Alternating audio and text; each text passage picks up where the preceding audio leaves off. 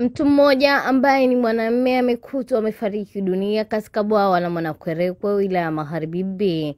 Tukio hilo limetokea majira ya saa 8 mchana wakati mtu huyo ambaye hakutambulika jina lake alipokutwa akielea katika bwawa hilo.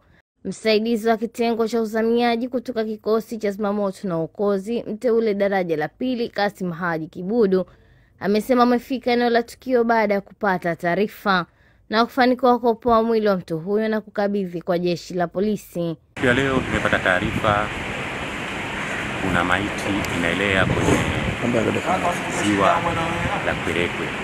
Taarifa hii tumepata kupitia kwa mkuu wa wilaya.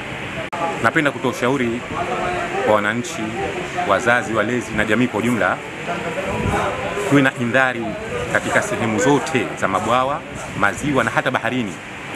Kuna matukio mengi yanatokea sana. Kwa hiyo napenda niseme kwamba wananchi, wazazi, walezi, vijana, watoto tuwachunge sana katika sehemu hatarishi au katika sehemu kama hizi za mabwawa, maziwa haya, mito pamoja na bahari. Akithibitisha kifo cha mtu huyo, msaidizi wa kitengo cha uhusiano hospitali kuu ya Mnazi Mmoja Ali Azizi Mohamed amesema mnamo majira ya saa 9:44 za mchana ilipokelewa mwili wa marehemu kutoka askari polisi wa Mazizini kwa kushirikiana na kikosi cha zimamoto na uokozi. Huyu marehemu inasemekana kwamba alizama kwenye bwawa la Mwanakwerekwe na leo hii ameokolewa na kikosi cha zimamoto na uokozi. Huyu marehemu ni mwanamume, hajulikani jina wala anapoishi. Anakisiwa kuwa na umri kati ya miaka 30 mpaka 35.